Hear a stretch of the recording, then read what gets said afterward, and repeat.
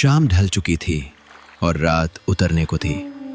आसमान की सुनहरी आभा अब गहरे काले अंधेरे में बदल चुकी थी।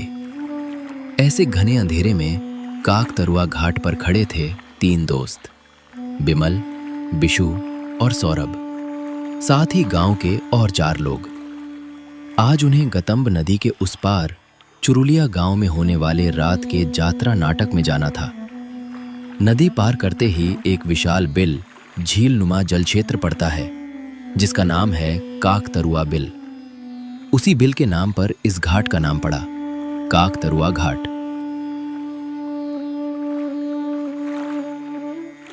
लगभग 20 मिनट तक घाट पर इंतजार करने के बाद आखिरकार परान काका की छोटी सी नाव दिखाई दी। एक टिमटिमाती लालटेन जलाए नाव धीरे धीरे टुक टुक करती घाट की ओर बढ़ रही थी।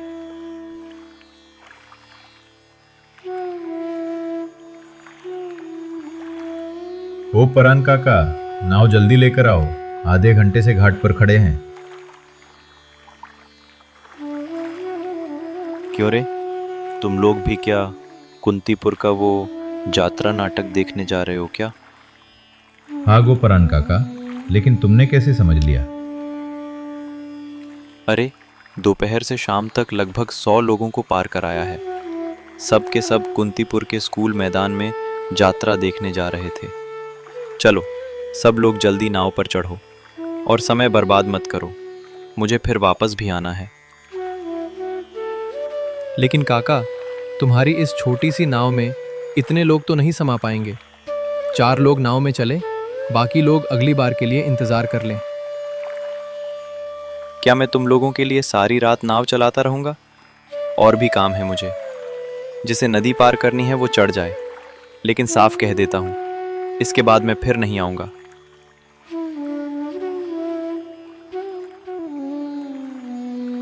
सूखा और जर्जर सा शरीर। परान काका की उम्र लगभग 55 से 60 साल के बीच होगी। उन्हें देखकर लगता था जैसे वे बहुत ही गरीब और बेबस इंसान हों, लेकिन ऐसा नहीं था। परान काका दरअसल बेहद लालची और कंजूस स्वभाव के आदमी थे। जबकि उनकी नाव में ज्यादा से ज्यादा 4 लोग ही सुरक्षित बैठ सकते थे, लालच में आकर उन्होंने घाट पर मौजूद पूरे 7 लोगों को नाव में बैठा लिया।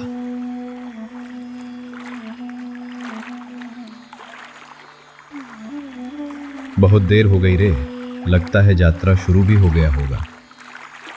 चिंता की कोई बात नहीं, यात्रा पूरी रात चलेगा। सुना है रात 8 बजे के आसपास शुरू होगा।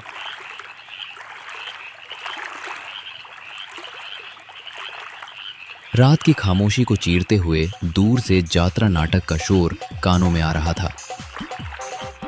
कुंतीपुर गांव में हर साल अग्रहायण महीने में इस गांव के जमींदार राम मोहन राय इस भव्य जात्रा नाटक का आयोजन करते थे। कुंतीपुर गांव के आसपास बसे 3 और गांवों के लोग भी हर साल इसी रात एकत्र होते थे। दूर दूर के हाट बाजारों के दुकानदार भी आज रात उस विशाल मैदान में जुटते थे जहां जात्रा का आयोजन होता था। काकतरुआ बिल में परान काका की नाव के अलावा और कोई नाव मिलती ही नहीं। यही सबसे बड़ी समस्या है। जमींदार बाबू ने तो कहा था कि इस साल इस नदी पर एक पुल बनेगा, लेकिन देखो, साल लगभग खत्म होने को आ गया। पुल तो दूर की बात, एक और नाव का इंतजाम तक नहीं किया गया। बड़े बड़े लोग क्या इन सब बातों को याद रखते हैं? लोग कितनी मुश्किल से नदी पार करते हैं, शायद ये उनकी नज़र में आता ही नहीं। काकतरुआ बिल की ये नदी बहुत चौड़ी थी। आमतौर पर इतनी विशाल नदी कम ही देखने को मिलती है, लेकिन कुंतीपुर के लोगों के लिए ये हमेशा चिंता का विषय रही, क्योंकि मछुआरों से लेकर गांव के किसी भी इंसान के लिए इस नदी को तैर कर पार करना संभव नहीं था। इन्हीं बातों के बीच नाव आकर कुंतीपुर की उस विशाल नदी के बीचों बीच पहुंच गई और वहां से धुंधले धुंधले रूप में दिखाई दे रहा था उस पार फैला हुआ विशाल काकताड़ुआ बिल।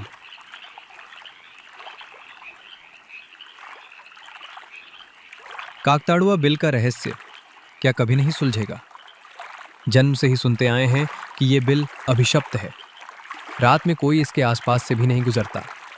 आखिर कब तक लोग डर के साए में जीते रहेंगे?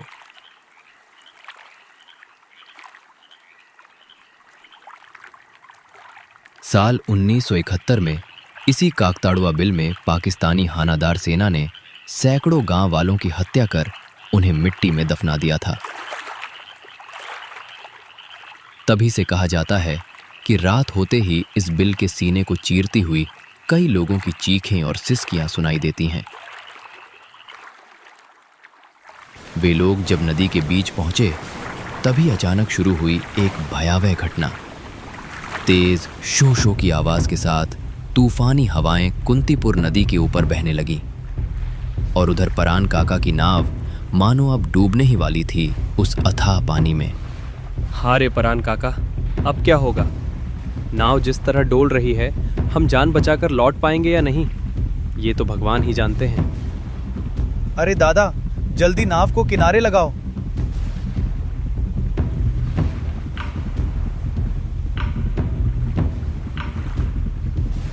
भयंकर तूफान के प्रहार से नाव डगमगाते डगमगाते एक तरफ झुकने लगी।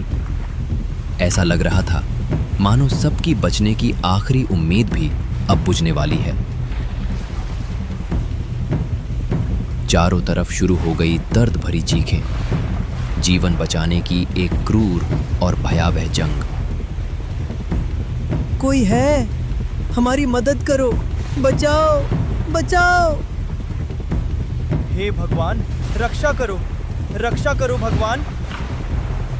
राम राम राम राम, कोई है? बचाओ। हे भगवान, ये कैसी लीला है तुम्हारी? इतनी बड़ी नदी तैरकर पार करना असंभव है। हम तो निश्चित ही मर जाएंगे। विशु के मुंह से बात पूरी होते ही प्रकृति ने एक और लीला दिखाई। तूफान का एक तेज झोंका आया और पल भर में लोगों से भरी उस नाव को पानी के नीचे समा लिया। जीने की हजारों इच्छाएं लेकर सबने इस दुनिया का मोह त्याग दिया और चले गए उस पार। प्रकृति भी मानो अब शांत, निशब्द और दुखी हो गई थी। बस पानी में रह गईं शांत लहरें और वे लाशें।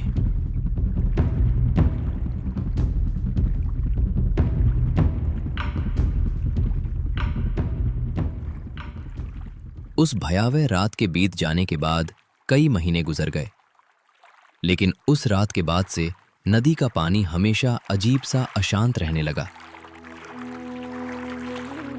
गांव के कुछ लोग कहते कि आधी रात को नदी के सीने को चीरती हुई रोने की आवाजें सुनाई देती हैं, तो कुछ कहते कि उस काकताड़ुआ बिल के बीच कोई चुपचाप खड़ा दिखाई देता है। इन घटनाओं के बाद कुंतीपुर गांव के लोगों के मन में उस नदी को लेकर एक अजीब डर और रहस्य घर कर गया।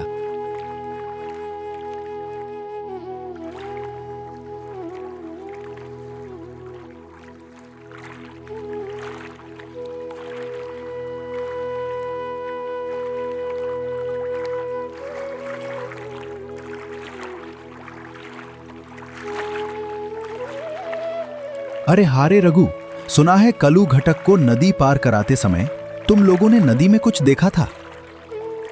उस दिन दोपहर को खाना खाकर नाव में ही थोड़ा आराम कर रहा था, तभी कलू घटक आ गया।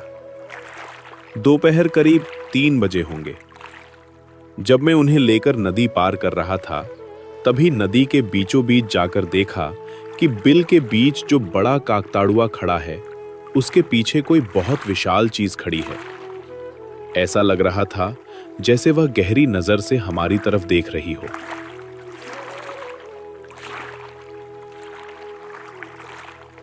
फिर थोड़ी देर बाद देखा कि वह अचानक कहीं गायब हो गई। राम राम राम राम, रक्षा करो राम, गांव वालों की रक्षा करो। पता नहीं गांव में क्या शुरू हो गया है रे रघु। परान मांझी की मौत के बाद गांव का कोई भी आदमी काकताड़ुआ बिल की उस नदी में नाव चलाने को तैयार नहीं था। लेकिन जमींदार श्यामचंद्र राय की वजह से उत्तर गांव के अनाथ लड़के रघु को यह जिम्मेदारी दी गई।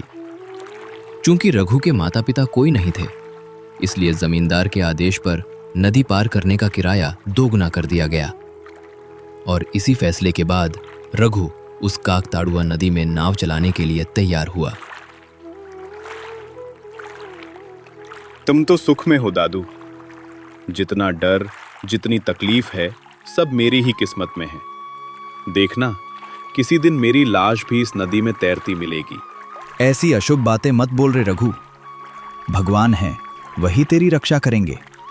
खैर, मैं जरा हिजलतली के हाट जा रहा हूं, लौटने में थोड़ी देर हो जाएगी। क्या तू शाम तक इस घाट पर मेरा इंतजार कर सकेगा? जितने पैसे मांगेगा दूंगा। दादू, तुम तो जानते हो इस नदी में शाम तो दूर, दिन में भी नाव चलाना कितना खतरनाक है। तुम आज रात नदी पार मत करना, कहीं रात गुजार लेना और सुबह गांव लौट आना।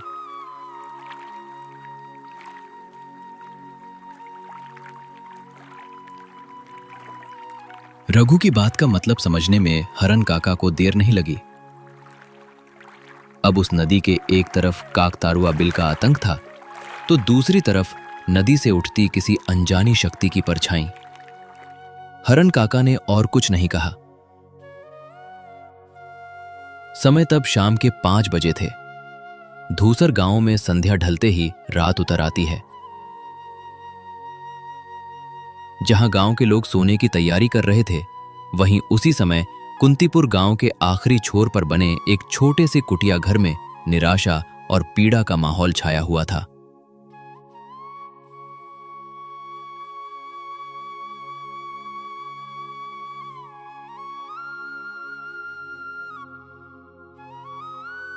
आह, उफ, बहुत दर्द हो रहा है। बहुत तकलीफ हो रही है। मालती, मेरी बात सुनो, अभी भी समय है। रात और गहरी होने से पहले निकल चलते हैं। अगर रात 7 बजे तक पहुंच गए तो नाव मिल जाएगी। अब और देर नहीं, चलो। नहीं, तुम कुछ भी कहो, मैं ऐसा नहीं कर सकती। क्या तुम नहीं जानते कि रात में काकताड़ुआ बिल और वह अशांत नदी कितनी डरावनी हो जाती है? सब जानता हूं मालती, लेकिन क्या तुम डॉक्टर दीदी की बात भूल गई हो? बच्चे की स्थिति ठीक नहीं है। जरा सी भी परेशानी हुई तो अस्पताल ले जाने को कहा था, नहीं तो तुम्हारी और बच्चे दोनों की जान को खतरा हो सकता है। जमींदार के अनाज गोदाम का इकलौता वैन चालक विष्णु की पत्नी मालती 9 महीने की गर्भवती थी।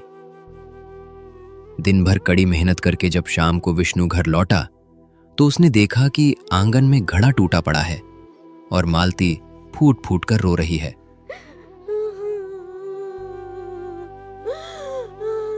तब से विष्णु उसकी एक भी बात नहीं सुन रहा था, और सुनता भी क्यों? माँ बाप के बिना पले उस लड़के की इस दुनिया में उसकी पत्नी के अलावा और कोई था ही नहीं।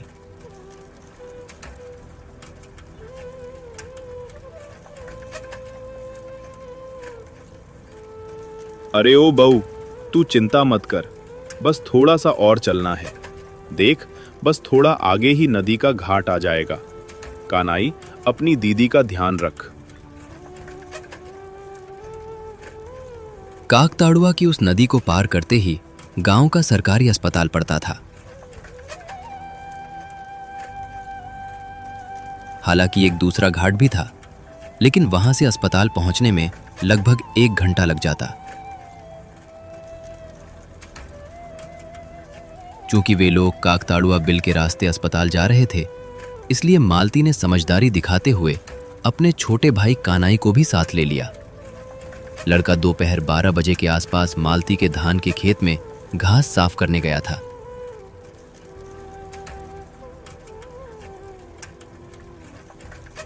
शाम को जब वो लौटा, तब उसने देखा कि उसकी दीदी को दोपहर से ही पेट में दर्द शुरू हो चुका है। लेकिन आज मानो रास्ता खत्म होने का नाम ही नहीं ले रहा था। नियति जैसे उन्हें किसी भयावह अंजाम की ओर खींचे लिए जा रही थी। आह, उफ, बहुत दर्द हो रहा है, जरा जल्दी चलो। अगर आज उन्हें काकताड़ुआ घाट पर कोई नाव न मिली तो मालती की हालत क्या होगी। इसी चिंता और दर्द के साथ लगभग 1 घंटे का रास्ता तय करके वे लोग आखिरकार काकताड़ुआ घाट पहुंच गए। लेकिन नियति का कितना क्रूर मजाक था। नाव तो दूर, आसपास किसी इंसान का नामो निशान तक नहीं था।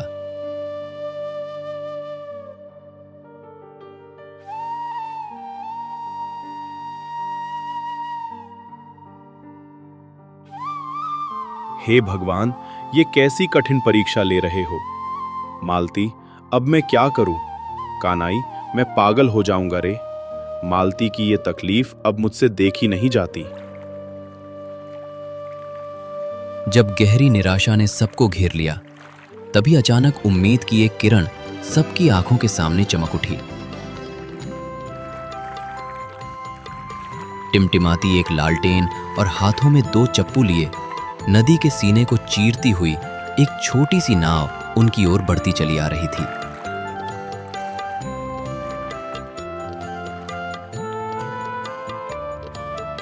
दादा बाबू देखो, देखो एक नाव आ रही है, जल्दी उठो। एक पल में जनो सबके चेहरों पर राहत लौट आई। मल्लाह धीरे धीरे नाव को किनारे ले आया। दया करके हमें नदी पार करा दो मल्लाह दादा। मेरी पत्नी को अस्पताल ले जाना है। दया करो, तुम्हारे पैरों पड़ता हूं, टूटो मत। चलो, मैं तुम्हें नदी पार करा देता हूं। जल्दी जल्दी नाव में बैठो। इतनी पीड़ा और एक गर्भवती स्त्री का दुख जैनो उस अनजान मल्लाह का भी दिल पिघला गया। वे अब काकताड़ुआ बिल की ओर रवाना हुए। लेकिन तभी नदी किनारे की झाड़ियों से सियारों की डरावनी हुआ हुआ की आवाज गूंज उठी। सुनसान नदी के बीच छप छप की आवाज करते हुए छोटी सी नाव आगे बढ़ने लगी, जिसमें एक गर्भवती स्त्री बैठी थी।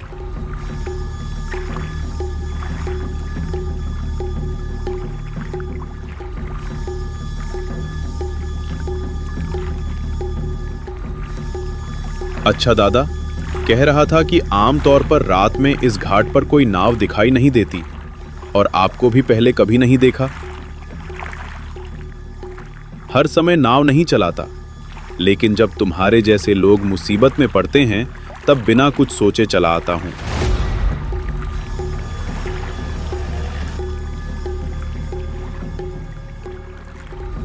मल्लाह की बातों पर विष्णु को पूरा विश्वास नहीं हुआ। आखिर कौन, कब और कैसे मुसीबत में पड़ा, ये एक मल्लाह को कैसे पता चल सकता है। और रघु तो इस नदी का इकलौता मल्लाह था। फिर ये आदमी आया कहां से? तभी विष्णु के मन में सवाल उठने लगे। क्या वे किसी बड़ी मुसीबत में फंसने वाले हैं, या फिर ये सब उस मल्लाह की कोई चाल है? अच्छा दादा, आपका घर कहाँ है? मुझे आपकी बातें कुछ ठीक नहीं लग रही, और रघु तो इस नदी का एकमात्र मल्लाह है। फिर आप कहां से आए? अरे, रघु की बात कर रहे हो? वो तो मूर्ख है, दिन लाता है दिन खाता है। गरीब और लाचार, उसे क्या पता कि रात के समय अकेले नाव चलाने में कितना आनंद आता है। आप चुपचाप जल्दी हमें नदी पार करा दीजिए। हम बहुत बड़ी मुसीबत में हैं। भगवान सब देख रहे हैं, वही हमारी रक्षा करेंगे। उस आदमी की अजीब बातें सुनकर सब परेशान हो चुके थे। अब वो परेशानी गुस्से में बदलने लगी। तभी मल्लाह का चेहरा देखकर सबकी सांसें थम गईं। उसकी दोनों आंखों से ताजा खून बह रहा था। शरीर पर जगह जगह भयानक कटे फटे घाव थे, और उसके शरीर से सड़ी हुई बदबू आ रही थी।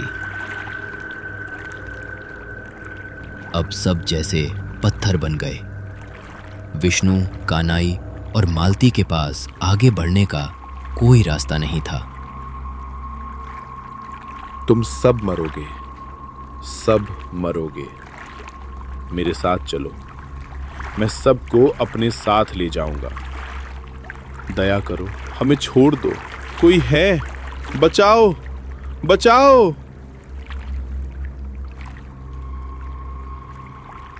चारों तरफ दर्द भरी चीखें और विनती फैल गईं, लेकिन उस हिंसक दानव का दिल आखिरी पल तक नहीं पिघला, मानो वो जगह मौत का दरबार बन चुकी थी। मालती, तुम डरना मत, भगवान हमारे साथ हैं। हमने कभी किसी का बुरा नहीं किया, देखना हमारा भी कुछ नहीं होगा। उनकी ऐसी विनती के बाद अचानक नदी के पानी से कुछ लाशें ऊपर तैरती हुई दिखाई दी। अगले ही पल वे आधी सड़ी गली भयानक लाशें पानी से निकलकर हवा में तैरने लगी।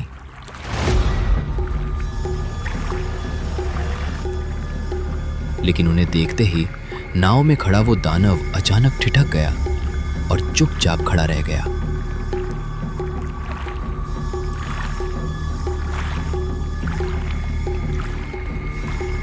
तुझे हमने कितनी बार कहा था कि नदी में किसी को मुसीबत में मत डालना और किसी का नुकसान मत करना, लेकिन तू फिर इंसानों को नुकसान पहुंचाने आया है। मैं इस नदी में जी नहीं पाया, इसलिए जो भी मुझे गहरी रात में अकेला मिलेगा, मैं परान उसे जिंदा वापस नहीं जाने दूंगा। अच्छा, अब तुझे पता चलेगा कि इसका अंजाम क्या होता है। इतना कहते ही अचानक एक विशाल हाथ प्रकट हुआ और उस दानव का गला दबोच लिया। अगले ही पल परान की आखिरी आत्मा को घसीटकर पानी के भीतर ले जाया गया। किसी ने हमारी चीखें नहीं सुनी, हमें बचाने वाला कोई नहीं था। लेकिन तुम लोग डरो मत, अब तुम्हें कुछ नहीं होगा। अगर हो सके तो बिल की उत्तर दिशा में जो बड़ा काकताड़ुआ है, उसके साथ परान मल्ला का अतृप्त शरीर बंधा हुआ है, उसे जल्दी से जला देना, नहीं तो तुम में से किसी को भी शांति नहीं मिलेगी।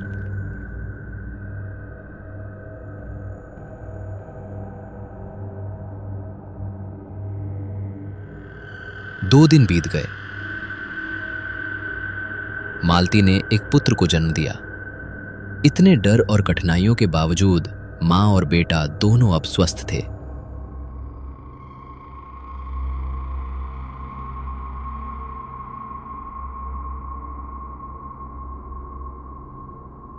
दूसरी ओर विष्णु ने जब जमींदार को सारी बात बताई, तब जमींदार अपने आदमियों और गांव वालों को लेकर परान मल्ला के उस अतृप्त शव को खोज निकाला। परान के निर्जीव शरीर में मांस का एक टुकड़ा भी बाकी नहीं था।